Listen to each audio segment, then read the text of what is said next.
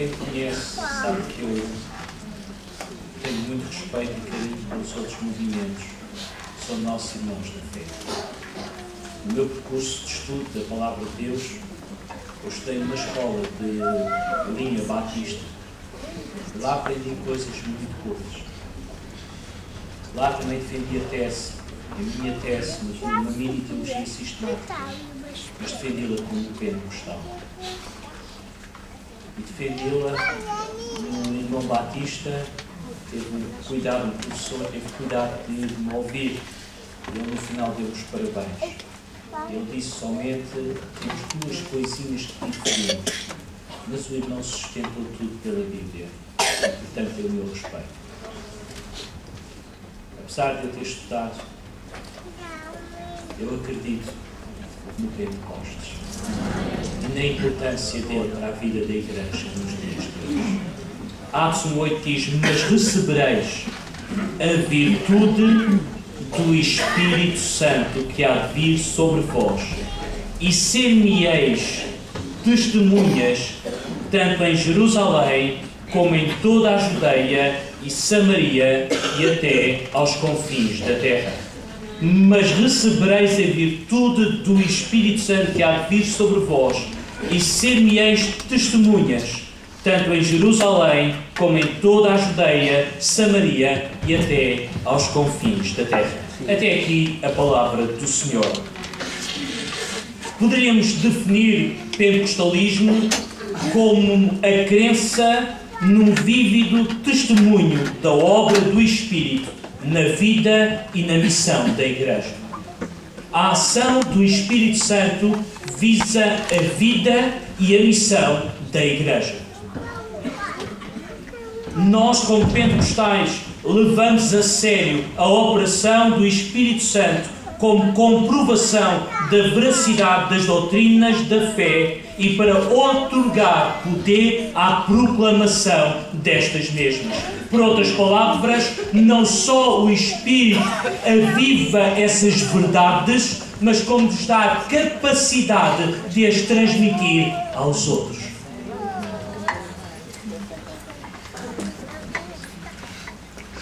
O pentecostalismo considera a experiência produzida pela operação do Espírito Santo abaixo da Bíblia no que tange à autoridade.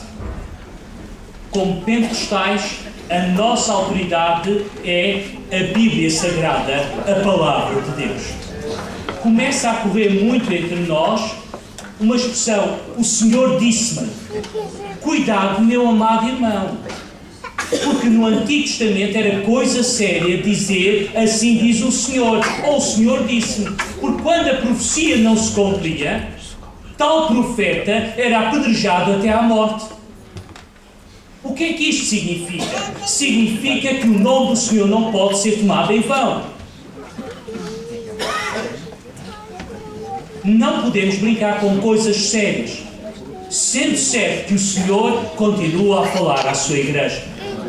Mas mesmo tudo, tem que ser medido e aferido pela Bíblia, a Palavra de Deus.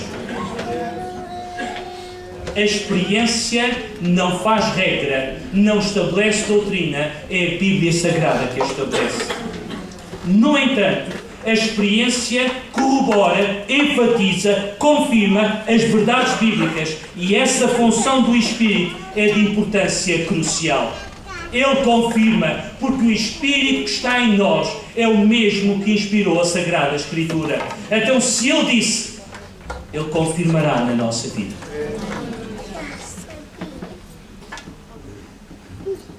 Outro aspecto como pentecostais, ou melhor dito, como Igreja do Senhor, para além do pentecostalismo, nós podemos criar todos os métodos evangelísticos possíveis e imagináveis. Mas lembremos-nos de uma coisa. O fator fundamental para o crescimento da Igreja é o teu testemunho e o meu testemunho ao teu vizinho, ao teu próximo. Primeiro posso mostrar isso. Uma mesa fraquinha. É mais fácil nós organizarmos uma campanha e os irmãos estarem lá. É mais fácil fazermos um culto ao ar livre. Mas a igreja cresce quando eu e tu damos testemunho às pessoas que estão à nossa volta. Em segundo lugar, o Senhor Jesus disse-nos: ide por todo o mundo ide e fazei discípulos. Eu estava a dizer erro, eu quero o texto de Mateus. Ide e fazei discípulos em todas as nações. E se nós lêssemos no grego, desculpem agora usar isto, a ênfase não está no ir, mas está no fazer discípulos. E a necessidade de fazer discípulos, consequentemente, traz a necessidade de nós irmos. Isto é, a minha responsabilidade não termina quando eu vou e proclamo o Evangelho às outras pessoas. A minha responsabilidade é que ele se torne, tal como eu, um discípulo de Jesus Cristo. Nós não precisamos só de homens e mulheres que levantam o seu braço e nada mais. Nós precisamos que esses mesmos homens e mulheres se tornem discípulos, tal como nós somos discípulos de Jesus. O que implica necessariamente que eu e tu temos que ser discípulos de Jesus Cristo. Porque só discípulo gera discípulo. Um simpatizante gerará outro simpatizante. Mas quem é comprometido com Cristo gerará outros comprometidos com Cristo. O Evangelho veio para dar vida e vida com abundância. Foi Jesus quem disse: eu vim para que tenham vida e a tenham com abundância. É vida gerando vida na vida de cada homem e de cada mulher. É isso que tem que acontecer. E a vida é a vida eterna. E a vida eterna Jesus resumiu e definiu claramente. A vida eterna é esta: que te conheçam a ti como único Deus vivo e verdadeiro e a teu Filho a quem tu enviaste. Vida eterna é conhecer em quem nós temos crido. E quando eu conheço em quem eu tenho crido, eu torno-me discípulo de Jesus. Isto são perigos que nos estão a acontecer. Substituir o nosso testemunho pessoal por atividades organizadas. Segundo, é pensar que está tudo feito quando a pessoa levanta o braço. Não. E sabe quem é que é o melhor discipulador da igreja? O pastor. Sabe quem é? É o irmão. Obrigado pelo vosso amigo. É o irmão que é o melhor discipulador. É verdade. É verdade. O terceiro aspecto que está a diminuir é o sacerdócio universal de cada crente. Sabe que com o avanço da história da Igreja e com o advento da Igreja Católica e as suas consequentes heresias, uma coisa que aconteceu é que é o sacerdote que tem autoridade para entrar no lugar santo dos santos, enquanto que o crente, ele fica aquém do santo dos santos. Por isso, ele não pode ir ao Pai, confessar os seus pecados, querendo que Jesus, o fiel advogado, está lá intercedendo e o seu sangue purifica, o sangue de Jesus purifica de todo o pecado. Não, ele tem um intermediário. Vai ao sacerdote, confessa, para que esse sacerdote vá à presença de Deus e confesse por ele os seus pecados. Mas o que Jesus nos ganhou na cruz do Calvário foi que o véu do tempo foi rasgado e nós hoje devemos ter ousadia para entrar no novo e vivo caminho, no santuário de Deus. Agora, meus amados irmãos, a Igreja Católica voltou a tirar isso. A Reforma voltou a restituir isso. Só que hoje, século XXI, estamos a perder isso. E é preciso voltar a readquirir isso. O privilégio de entrarmos no lugar santo dos santos. Se assim nós fizermos, nós vamos vibrar com Jesus, exultar pela causa de Cristo e seremos movidos pela mesma paixão com que Cristo foi movido. Quando nós entramos na presença do Senhor, começamos a vibrar por Cristo e pela causa de Cristo. Eu não posso ficar aquém, não posso delegar isso ao pastor, ao ministério. Eles é que são homens de Deus, eles é que precisam consagrar. Não! A Jesus alcançou para todos nós o privilégio e o direito de entrarmos no santuário, no santo dos santos.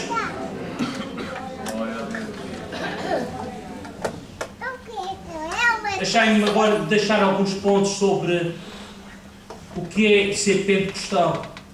A experiência pentecostal e a santificação. Por santificação devemos entender como uma continuação do que foi começado na regeneração. Isto é, no novo nascimento, no dia que aceitámos Jesus verdadeiramente. Quando então uma novidade de vida foi conferida ao crente e instalada dentro dele. Em especial, a santificação é a operação do Espírito Santo que aplica à vida do crente a obra feita por Jesus na cruz do Calvário. Santificação é a obra que Deus começou no dia que aceitámos Jesus. Uma nova natureza foi inculcada em nós. E essa nova natureza deve ganhar força e espaço na nossa vida. E isso acontece pela ação e pelo poder do Espírito Santo.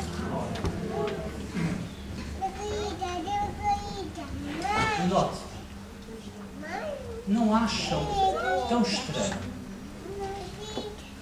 que, a despeito de muitíssimos crentes terem sido batizados no Espírito Santo, são muitas as igrejas que não possuem a vitalidade e a eficácia que elas já tiveram?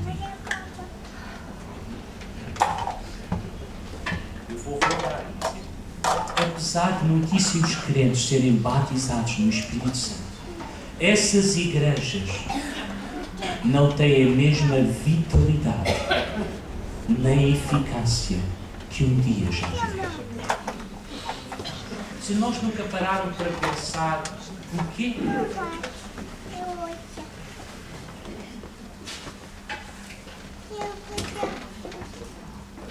É que o poder é retido em vidas santas e consagradas ao Senhor.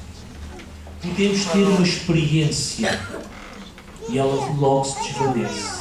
Ou podemos ter uma experiência que permanece para o resto da nossa vida, porque o Espírito Santo está sobre nós.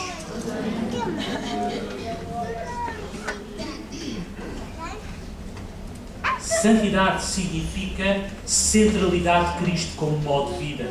Quando eu falo em santificação, não falo do podes e do não podes, porque santificação não é alguma coisa exterior a nós, é antes de tudo e em primeiro lugar alguma coisa interior a nós. E santificação tem a ver com uma pessoa, e essa pessoa chama-se Jesus Cristo. Quando nós pegamos no Evangelho de João e vemos e o Verbo se fez carne e habitou entre nós, e vimos a sua glória como a glória do unigênito do Pai, cheio de graça e de verdade, o que ele está dizendo é: a palavra tornou-se concreta, o dizer de Deus de que ele é santo tornou-se concreto, foi visível aos olhos de cada homem e de cada mulher, foi estabelecido o padrão, e o padrão é Jesus Cristo. E é interessante que o Espírito Santo não veio falar de si mesmo, mas veio falar de Jesus Cristo, veio-nos trazer Jesus a cada um de nós, torná-lo vivo, real, concreto.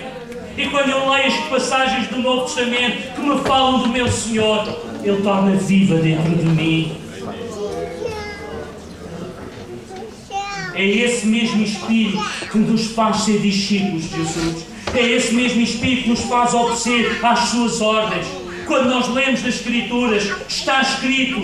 Quando eu vivo cheio do Espírito Santo, eu não discuto com a Bíblia se é para fazer ou deixar de fazer. Eu vou para a minha casa, dobro os meus joelhos e digo: Senhor, ajuda-me a viver a Tua Palavra.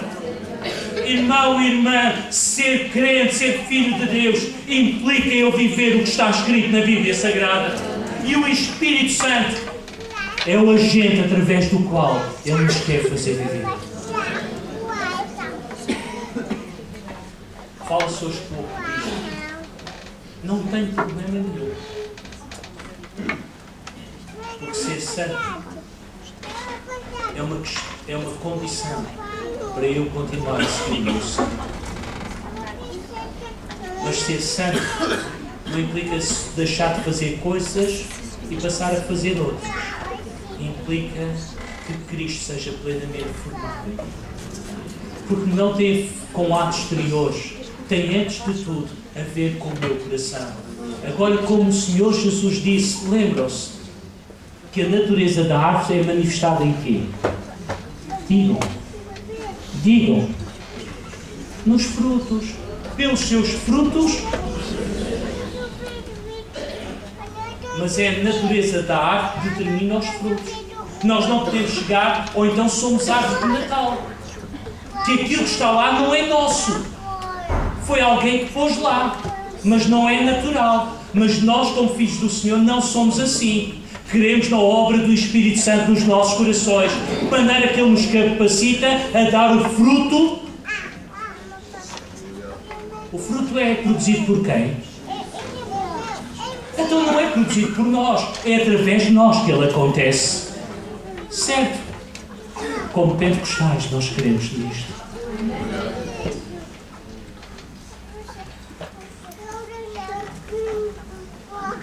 Santificação significa também amá-lo, adorá-lo como Redentor, procurá-lo, agradá-lo e honrá-lo como Mestre e Senhor das nossas vidas. E assim nos prepararmos para o dia quando o veremos e estaremos para sempre com Ele. Fala de encarar a vida como um hino de adoração continuado. Meu amado irmão, minha amada irmã, santificação tem a ver com adoração. Quando eu vivo a cada dia para o adorar, para o exaltar, não com as minhas palavras, mas com o meu coração e com a minha vida que eu vivo diante do seu olhar. A centralidade de Cristo é a forma básica da santidade cristã e é por isso que o Espírito nos leva em sua obra santificadora. Santidade significa a observância da Palavra de Deus como caminho para o amor. Guardar a Palavra não é uma coisa dura e imposta, mas é uma expressão do nosso amor para com o nosso Deus. Guardar a Palavra não é alguma coisa que eu consiga impor na classe de candidatos ao batismo. Não é por dar 2 murros nesta pedra e gritar bem alto e intimidar os irmãos. Guardar a Palavra é consequência do nosso amor para o nosso Senhor. Queres saber quanto amas ao Senhor? Olha para a tua observância da Palavra do Senhor. E sabe o que é mais difícil de guardar? Não são as coisas grandes, são as coisas pequenas.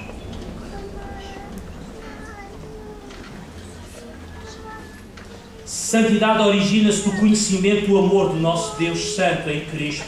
Quando o Espírito Santo me leva até ao Calvário, eu estou ali diante dele e sei que fui amado em extremo. Eu que não sou digno, eu que não mereço, mas quando Ele me leva até ao Calvário, eu contemplo a grandeza e a profundidade do amor de Deus para comigo. E quando eu estou diante deste amor, a minha resposta tem que ser: eu também te amo. E quando eu amo o meu Senhor, eu quero em tudo agradar, fazendo a sua vontade.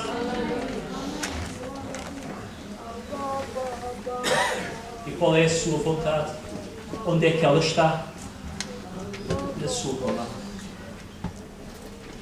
A expressão desse amor é a guarda dos seus mandamentos. A observância da lei por amor é o caminho para a santidade. A verdade parece ser que a imitação de Cristo é um tema que o Espírito está chamando a todos nós, visto que a semelhança de Cristo, em termos de caráter e atitude, é a mais verdadeira santidade para todos nós. Eu volto a repetir, em termos de caráter e atitude, é a verdadeira santidade. O irmão ouviu? É o nosso caráter, é a nossa atitude, que é a expressão prática da minha santidade. O Espírito está chamando a todos nós. Nesta tarde, o Senhor quer estar-te a chamar para ser santo. Ser santo não é alguma coisa vaga e eterna, mas Ele está chamando para seres conforme Cristo é. No fundo, Ele quer operar em ti, quer trabalhar na tua vida, quer fazer de ti qual barro na mão do oleiro que é Ele mesmo, de maneira a moldar a tua vida, de maneira a tu adquires a forma e o conteúdo de Jesus Cristo. Se eu e tu assim vivermos, o mundo conhecerá que somos discípulos de Jesus, porque haverá unidade na Igreja do Senhor. Para nós, a experiência pentecostal marca o começo de uma nova esfera, inteiramente nova, uma subida para um nível mais alto, através da graça do Todo-Poderoso. O início de um capítulo. Podemos quase dizer que há uma nova apreciação da experiência cristã. Ficamos absortos em Deus, ficamos absorvidos nele e podemos dizer como Paulo: não vivo mais eu, mas Cristo vive em mim. Se quiserem, esta é a santidade que nós devemos alcançar. Não vivo mais eu, mas Cristo vive em mim. E a minha pergunta é: será que eu e tu já vivemos? Será que eu e tu poderemos dizer bem alto, como Paulo disse: já não vivo mais eu, mas Cristo vive em mim. Já não sou eu que existo, mas Cristo existe em mim, através de mim. Este é o padrão a que o Espírito nos quer levar. A questão que se impõe é: e tu queres deixar que o Senhor te leve a esse padrão?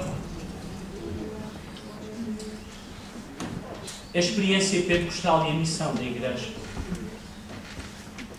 é um exercício que eu tenho feito, por onde eu tenho passado.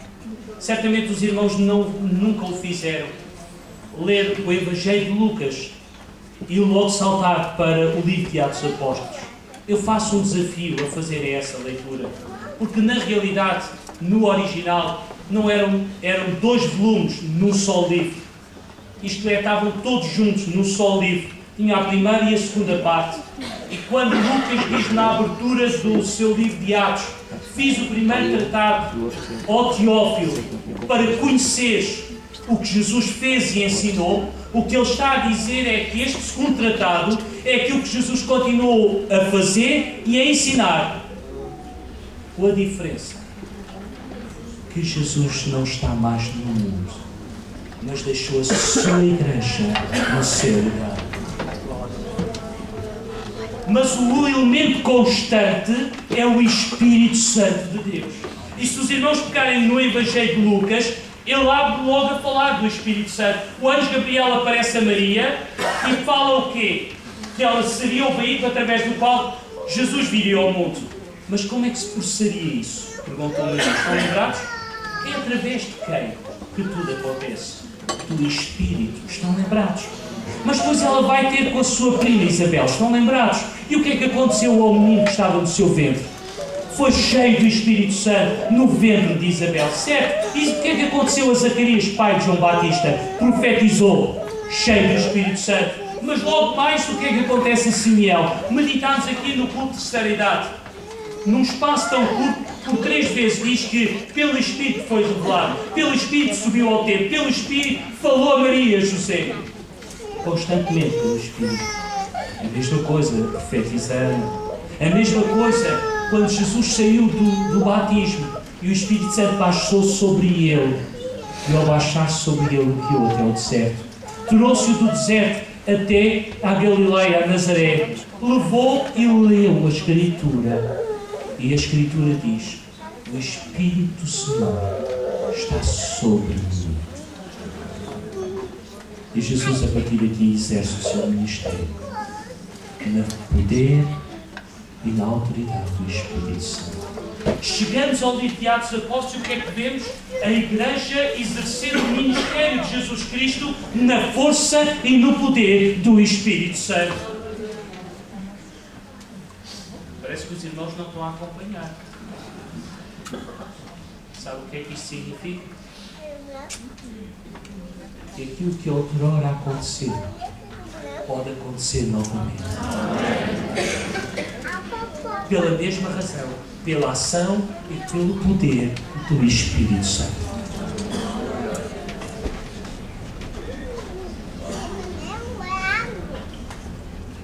Assim sendo, o propósito do batismo com o Espírito Santo continua a ser uma vida revestida do poder deste mesmo Espírito, que não se resume ao falar línguas, mas uma capacitação de poder para testemunhar e para servir. O falar línguas não é um fim em si mesmo. É uma bênção gloriosa que Deus nos concede. Sem dúvida nenhuma. É uma bênção gloriosa. A Bíblia diz que somos edificamos a nós mesmos.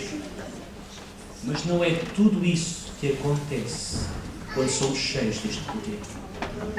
Recebemos capacidade e autoridade para testemunhar de Jesus Cristo.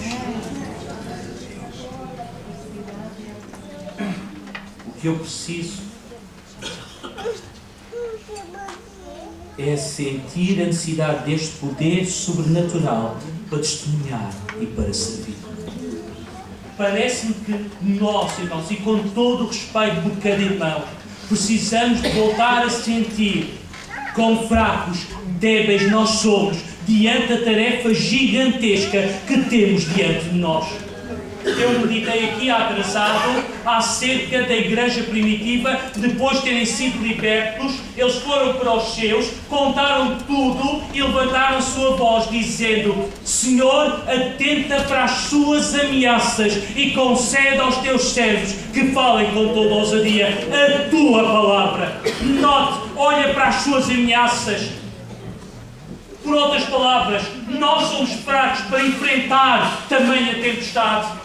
Nós não temos a capacidade, mas olhamos para Ti. Tu és poderoso para nos dar o poder necessário para enfrentar esta tempestade. Não só enfrentar esta adversidade, mas continuar a ser testemunhas firmes e inabaláveis de Jesus Cristo.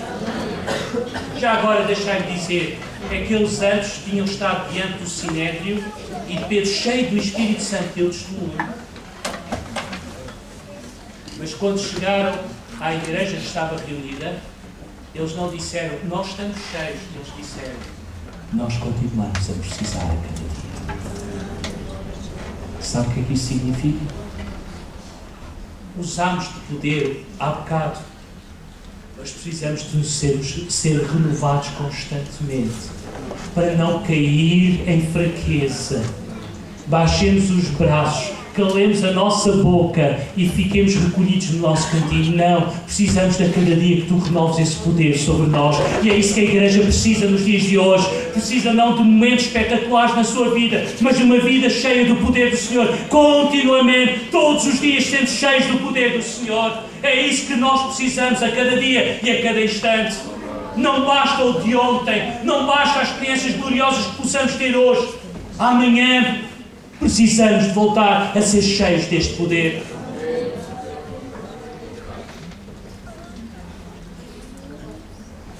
A necessidade última de cada um de nós, como membros do corpo de Cristo, é sermos revestidos deste poder, a fim de que a Igreja possa operar, não na nossa força, não na nossa capacidade, não na nossa dimensão, mas na dimensão do Espírito Santo. Repare, esta Igreja tem muitos recursos. Tem imensos talentos, tem imensas capacidades, reconhecidas por todos. Mas deixe-me dizer, de nada vale para realizarmos a obra que temos a realizar. Porque não estamos a juntar gente só num lugar. Como eu disse, estamos gerando discípulos para Jesus Cristo. E isso fala de transformação de vida. Fala a atingir o coração, e isso só o poder do Espírito Santo nos capacita. Com isto eu não estou a dizer que devemos desperdiçar os talentos. O que eu estou a dizer é, não é suficiente. Precisamos cada homem, cada mulher, cada filho de Deus ser revestido deste poder. Além de Atos 1:8, eu gostava de convosco abrir em Atos 4:8, embora eu já tenha citado.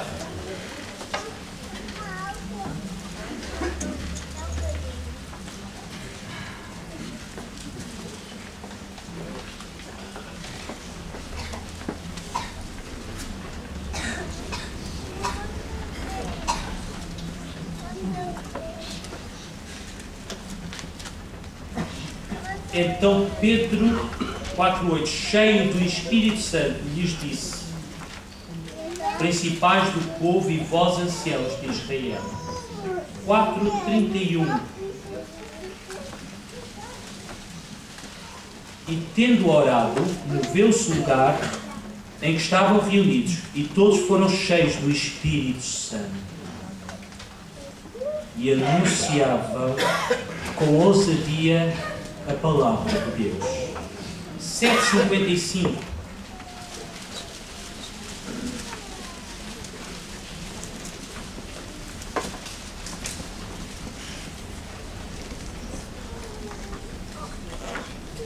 Mas ele, Estevão, portanto, é dele que estamos a ler, estando cheio do Espírito Santo, fixando os olhos no céu, viu a glória de Deus e Jesus, que estava à sua direita, e disse: 13:52.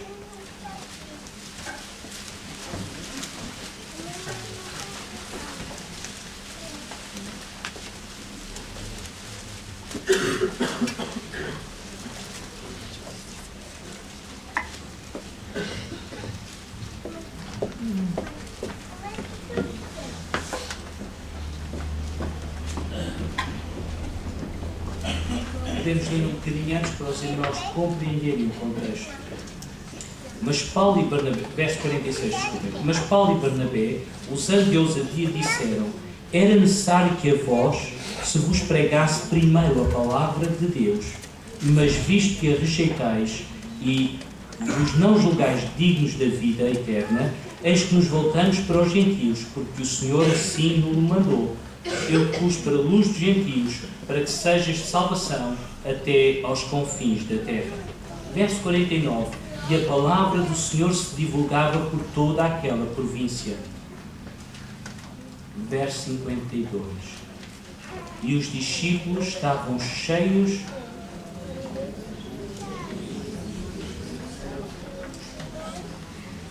Ao examinar essas 4 passagens, cuidadosamente descobre-se que a primeira condição para manter-se cheio do Espírito Santo é dar testemunho da ousadia de Jesus Cristo. O irmão ouviu? Atos 4:8, eles estavam cheios e o que é que aconteceu? Deram testemunho perante o Sinédrio. Chegaram à igreja, foram cheios, o que é que aconteceu a seguir?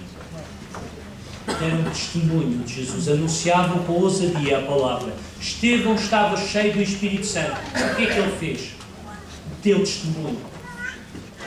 E aqui, Paulo e os discípulos estavam cheios do Espírito Santo e a palavra de Deus se divulgava. Irmão e irmã, para manter-nos cheios do poder do Espírito Santo, é necessário que eu e tu deiamos testemunho.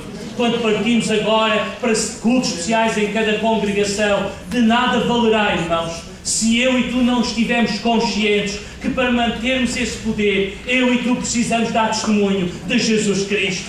Em cada lugar vai, busca ao Senhor, mas com o firme propósito: eu quero poder da tua parte, poder para dar testemunho. E se tu deres testemunho, há mais poder para ti. Deus continuará a derramar o seu poder sobre a tua vida. Os dons e a missão da igreja.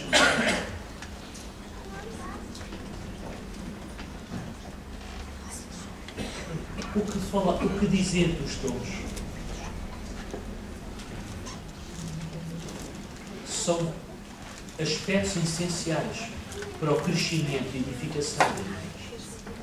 São ferramentas indispensáveis para a obra que nós temos a realizar.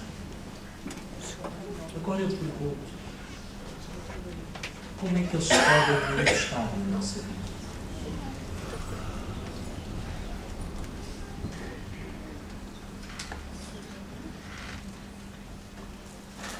Primeiro, então vamos pensar: precisamos ou não precisamos dos dons do Espírito e atividade? Como é que eles podem estar ativos na igreja? Não me digam que orando ao Senhor para que o Senhor dê dons à sua igreja. Porque os dons não são da igreja, são do Espírito. E Ele não vai dar. Então, volto a fazer a pergunta: como é que é possível? Se a Escritura também diz que a manifestação do dom é dada, para o que for útil. A circunstância assim o exige e o Espírito Santo atua através de nós. Verdade?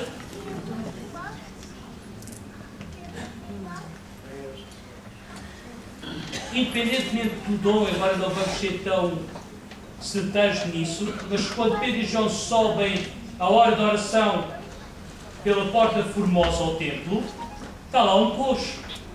Eles não oram por ele, não dizem vamos pedir orações na igreja, eles exercem a autoridade e dizem em nome de Jesus, levanta-te e anda. Está aqui a manifestação de um dom. Agora, como é que isto se passou?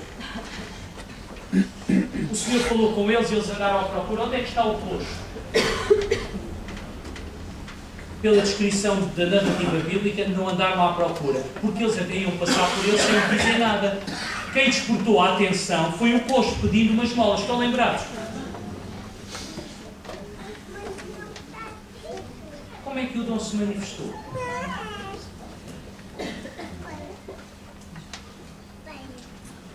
Quando eu e tu vivemos cheios do Espírito Santo, nós estamos sensíveis à orientação que Deus nos quer dar. Quando estamos cheios do Espírito Santo, nós temos a fé necessária para deixar que o Senhor nos use na manifestação de algum dom. Então, como é que os dons se manifestam na igreja? Quando eu e tu vivemos cheios do Espírito Santo, submersos no poder do Espírito Santo, então sim, Ele pode tomar a nossa vida e nos usar quando quiser e como quiser, para a glória do seu nome e bênção da sua igreja. Se por um lado a igreja precisa, irmãos, nós não precisamos de fabricar bons ambientes na igreja. Nós temos o melhor fabricante de bons ambientes. É Jesus que está no nosso meio. Não precisamos fabricar milagres, não precisamos fabricar bons atuações ou isto ou aquilo. O Espírito Santo está no nosso meio. Ele quer ter liberdade nos nossos corações.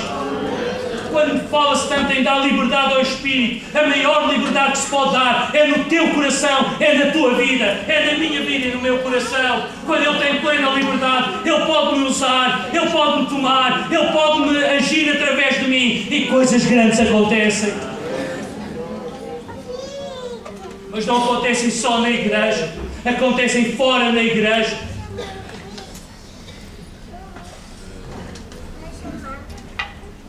Porque o Senhor é poderoso para te usar, para repreender demónios, para dar-se uma palavra de sabedoria a alguém que necessita, a palavra de conhecimento. Uma vez veio um moço que tem um processo num determinado lugar e dizia-se que frequentava a igreja. Claro que um filho de Deus não fica possesso. Onde está o Espírito do Senhor, aí há liberdade. Ponto parágrafo. Então alguma coisa está mal na vida. Eu disse, o que é que se passa? Comigo está tudo bem. E entretanto o Senhor começa-me a dizer o que é que se passava na vida dele. Eu comecei-lhe a dizer particularmente, tu vives amantizado com esta pessoa e com esta pessoa e com esta pessoa. E disse que está tudo bem. Põe a tua vida em ordem, senão coisa pior virá a acontecer. Então e nós não precisamos destes dons. Quando alguém vem dizer está tudo bem e nós ficamos a olhar para a pessoa e não vemos que ponto onde pronto se pega. O que é que fez Ananias e Safira? Estava a causar uma profunda divisão e destruição da igreja. Mas os dons foram manifestos. E houve temor na igreja. Oh, nós precisamos voltar a ter os dons e a atividade. Para isso é preciso uma coisa, vive cheia do poder do Senhor. E quando Ele quiser, Ele vai te usar. E tu vais deixar-te usar, porque Ele te auxiliará. Glória ao nome do Senhor.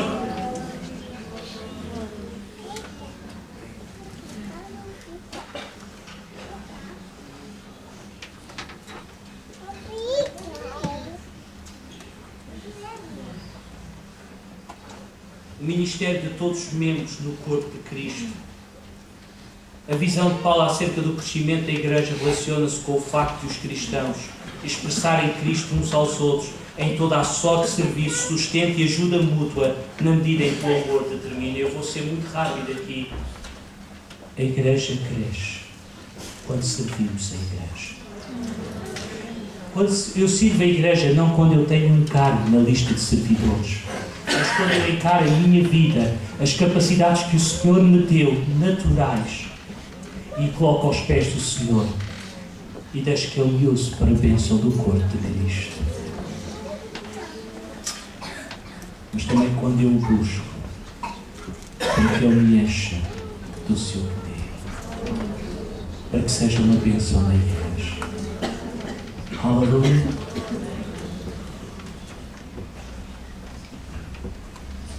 A experiência pentecostal e a inspiração. O teólogo pentecostal das Assembleias de Deus Britânicas, que já faleceu, entretanto, seu nome Donald G., um dos teólogos mais respeitados no mundo inteiro, ele era pentecostal. Ele disse o seguinte: eu penso que o homem que tem uma mensagem de Deus pode alcançar uma multidão.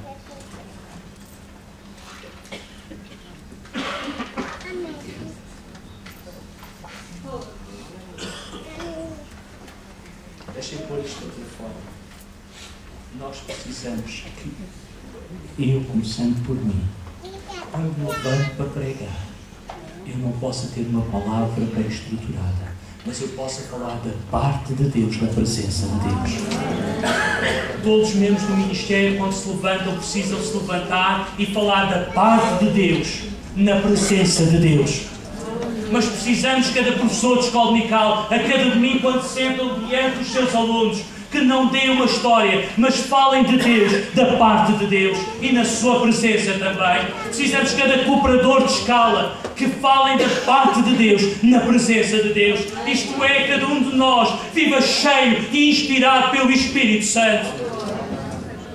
Precisamos ter os nossos púlpitos ocupados com homens cheios do poder do Senhor. Precisamos das nossas escolas dominicais estarem preenchidas com homens e mulheres cheios do poder do Espírito Santo. Não falarão de coisas ocas, falarão de verdades, e essas verdades causarão impacto na vida dos que os ouvem. Deixem-me dizer, o segredo da escola dominical não está na quantidade de artefactos que conseguem ter ou fabricar. O segredo está em cada professor que compõe essa escola dominical. Esse tem sido o segredo ao longo dos anos. Façam uma pesquisa e vejam aqueles que vos antecederam na escola dominical, as professoras que marcaram, os professores que marcaram. Se talvez não tinham muito jeito para desenhar, muito jeito para fazer isto e aquilo. Mas são homens e mulheres cheios da graça de Deus, que sentava-se diante deles. E quando eles abriam a boca, a atenção ficava centrada e aquelas palavras penetravam no íntimo do seu ser. Irmão e irmã, cada um que faz uso da palavra de Deus, levanta-te, mas levanta-te ungido do Senhor. Nós não temos outra revelação. Nós não temos uma revelação de última hora. A revelação já foi dada, está estabelecida, é a Bíblia Sagrada. Não é isso que eu estou a dizer. Nem estou a dizer que levantemos e digamos, assim diz o Senhor. Porque quando o Senhor fala através da mensagem, não precisamos dizer, assim diz o Senhor, ou o Senhor disse-me para dizer isto. Porque se o Senhor disse, o mesmo Espírito está na igreja.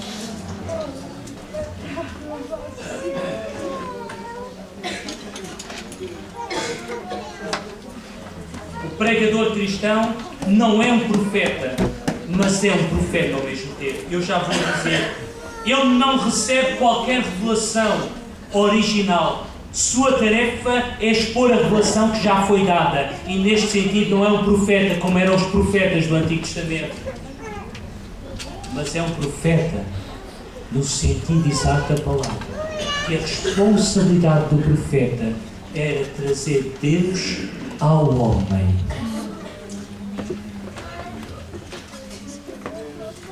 E trazer o povo de volta para Deus. Vejam quando é que Deus começou a levantar profetas no meio do povo de Israel. Foi quando estavam perto ou quando estavam longe de Deus. Quando o povo se começou a afastar do Senhor, o Senhor começou a levantar profetas.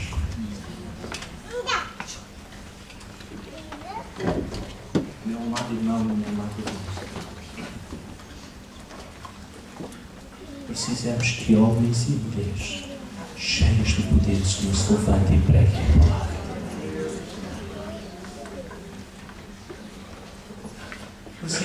a igreja seja orientada pelo Espírito Santo. Sabe como é que o Espírito orienta a igreja? Quando eu e tu vivemos cheios do Espírito Santo.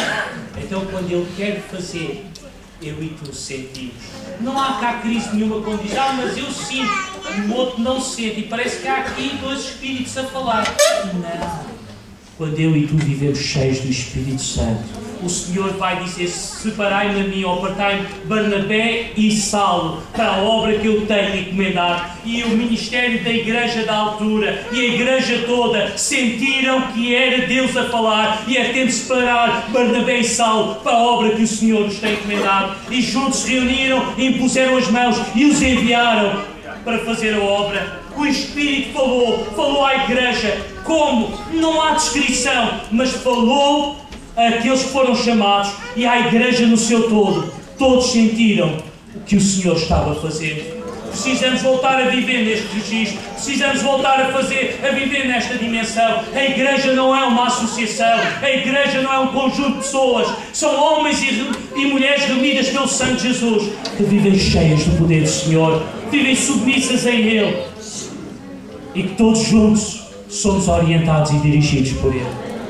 Precisamos voltar à expressão de Atos 15. Pareceu bem ao Espírito Santo e a nós. Quer quando o ministério reúne, quer quando a igreja está reunida, cada um de nós possa dizer, pareceu bem ao Espírito Santo e a nós. Isto é, a nossa vontade, é a vontade que o Espírito Santo nos fez sentir. Como é que isso é possível? Eu vivendo cheio do Espírito Santo. Eu vivendo cheio ou cheia do Espírito Santo. Juntos, o Espírito Santo. Quero concluir. Pentecostalismo, batismo no Espírito Santo. Os cristãos primitivos proclamavam vigorosamente que acreditavam ter experimentado batismo no Espírito Santo e o que queriam que a Bíblia ensinava a respeito desta experiência. Não só experimentaram, mas queriam que a Bíblia ensinava. Compromisso com a evangelização. Pentecostalismo é viver comprometido com a proclamação do Evangelho aos outros. Desde o começo, os pentecostais entenderam que o propósito do batismo no Espírito Santo é o recebimento de poder para dar testemunho aos outros. Fé firme. Alguma coisa que nos caracterizou ao longo dos séculos. É uma fé firme e inabalável nas promessas de Deus. Porquê? Porque o senso da presença de Deus é real e verdadeiro na nossa vida. Lembram-se quando foram cheios do Espírito Santo? Alguém vos podia demover da vossa crença? Expectativa. Outra característica. Esperavam que Deus interviesse. Temos que voltar a crer que Deus vai fazer. Temos que voltar a crer que domingo à tarde Deus vai operar. Não podemos subir ao culto na dúvida se vão se entregar almas ou não. Vai acontecer. Porquê? Não interessa quem prega, interessa que Deus vai operar. Quando eu venho ao culto, eu tenho que vir na expectativa. Deus vai intervir, Deus vai falar, Deus vai tocar, Deus vai mexer na minha vida. Irmão e irmã, não subas ao culto por ritual. Senão os cultos tornam-se enfadonhos, maus, cheiram a dolor. Mas sobe na expectativa que Deus vai fazer. Não olhes para o homem, olha para Deus. É Deus que faz tudo em todos. Nós não somos nada. Como disse Paulo acerca de Apolo e dele mesmo. Quem é Paulo, quem é Apolo? Ele usa o género neutro. Dizer nós somos coisas nas mãos deste Deus grande e poderoso. É Deus quem faz tudo em todos. Ninguém deve sair do culto vazio como entrou. Não há razão nenhuma para isso. Estamos na presença de Deus. E se tu não vives assim, nesta tarde clama, dizendo: Senhor, eu não quero ir mais a um culto sem ter a expectativa que tu vais falar, tu vais tocar, tu vais operar na minha vida, tu vais descer sobre mim. Eu não quero viver mais assim. Levanta-me, enche-me do teu poder. Em nome de Jesus. Realidade. Nós temos uma esperança. Jesus vai voltar. Alguma coisa caracteriza a nós como pentecostais é que nós queremos que Jesus vai voltar. E Ele vai mesmo voltar. E se tu e eu vivemos cheios do Espírito Santo, não temos que andar preocupados em guardar a nossa vida fiel, porque é Ele quem nos guarda até aquele dia. Outro aspecto que caracteriza os pentecostais é a adoração entusiástica. Irmãos, é a adoração entusiástica. Não é o grupo de louvor que tem um sorriso de orelha a orelha, porque branquearam os dentes numa qualquer casa dentária. Não, não é isso. É o nosso louvor que está espontaneamente no nosso coração, porque estamos cheios da presença de Deus. Nós sabemos quem temos querido, nós conhecemos. Aleluia! Glória ao nome do Senhor. Não precisamos estar a dizer, irmão, adora a Deus, levanta a tua voz, ora a Deus, dá glória a Deus. Não! Estamos cheios dele e dele nós adoramos. Bendito é o nome do Senhor. Temos comunhão uns com os outros, porque o Espírito Santo aproxima-nos uns dos outros. Lembram-se quando foram cheios do Espírito Santo e os irmãos começaram a olhar para os crentes que estavam à vossa volta? Não havia um amor tão grande por cada um deles. Lembram-se, jovens, nos cultos batismos com o Espírito Santo? Eu lembro. Olhava para cada um dos meus amigos e um amor tão grande brotava no meu coração. Eu que sou introvertida, apetecia-me abraçar a todos eles.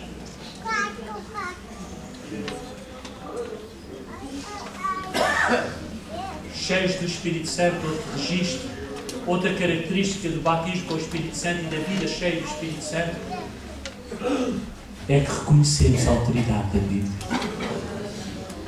Homem e mulher cheio do Espírito Santo vivem em submissão a esta palavra. Amém?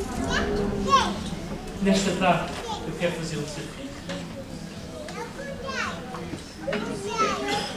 O desafio é aquele que veio na Escritura. Evangelho segundo São Lucas, capítulo 11, versículo 13. Ainda nesta manhã estive a meditar sobre este texto todo.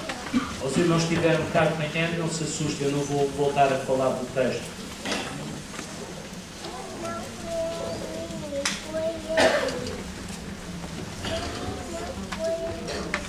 Lucas 11, 13.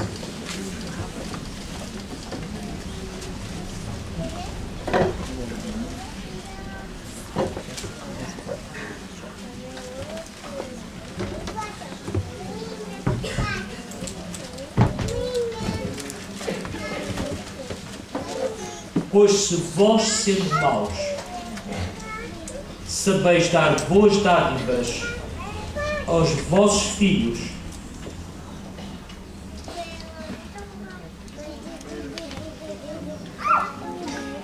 pois se vós, sendo este maus, é imperfeitos, está bem? Os filhos não julguem agora que os pais são maus, está bem?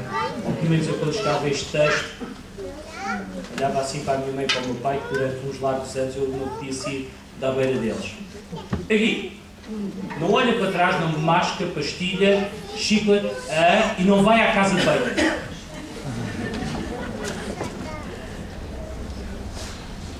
Não fiquei traumatizado, está bem? Mas se vós, sendo imperfeitos, sabeis dar boas dádivas aos vossos filhos, quanto mais dará o Pai Celestial o Espírito Santo àqueles, não ouvi, àqueles, mas isso é lá no Pentecostes, ou é para hoje? Se eu hoje pedir para que Ele me encha, Ele vai me encher. Deixa-me perguntar ao irmão querido, que o Senhor vai encher hoje, agora. Só mais um texto, Efésios 5, 18.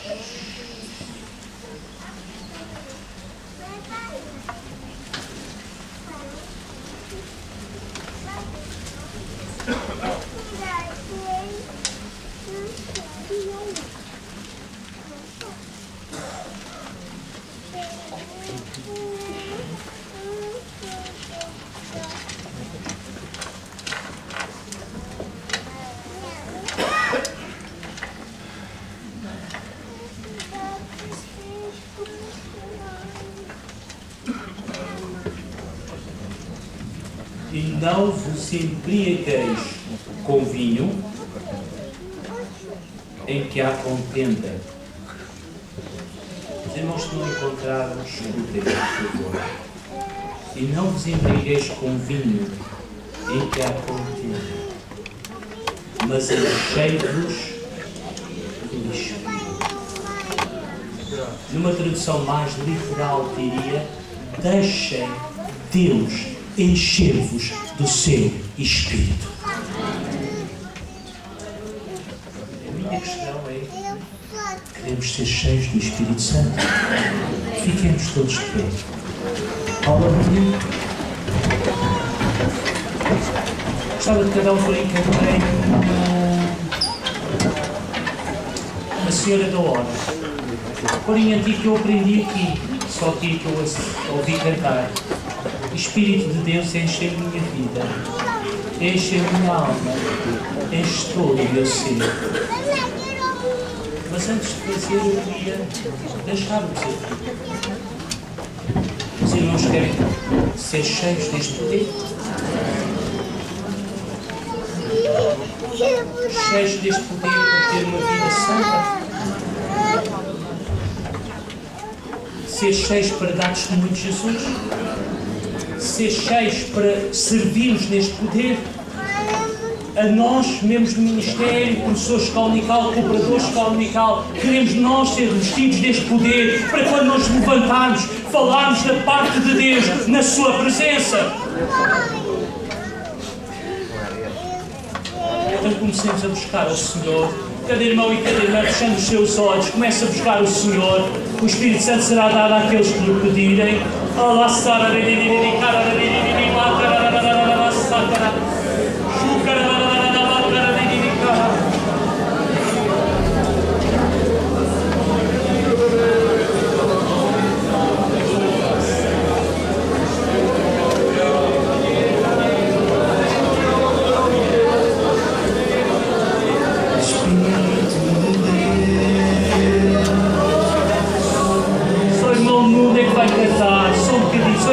Cantar. Enche minha vida, Enche a minha alma. enche o meu ser. Aleluia. Espírito de Deus, enche minha vida, enche minha alma, enche o meu ser.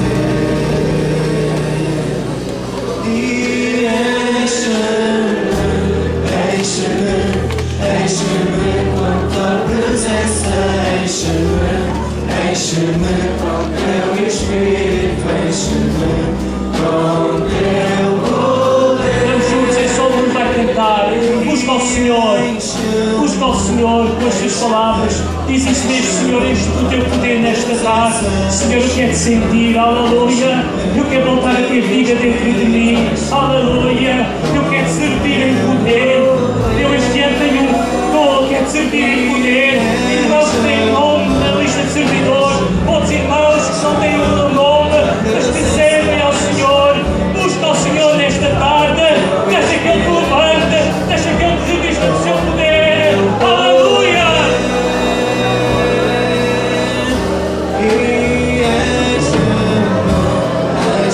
Então, irmã, deixa que o Senhor te revista do poder nesta tarde. Deixa que o Senhor te levante aqui nesta tarde.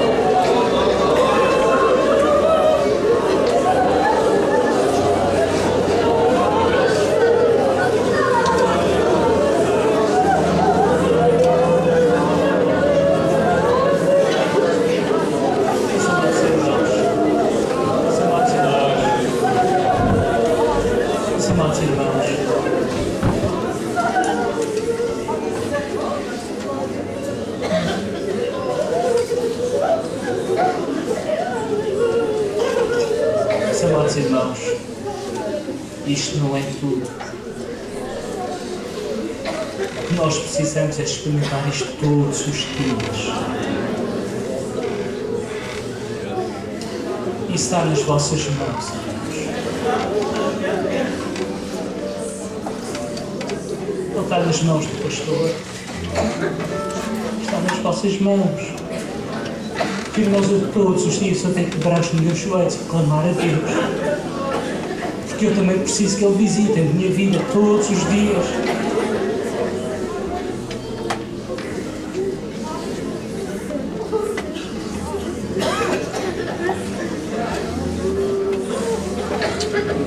Deixem-me dizer-vos uma coisa. Nós precisamos que cada irmão, em cada função que desempenha na igreja, se viva cheio do poder do Senhor. Começando no pastor e acabando por esta ordem assim, nos porteiros.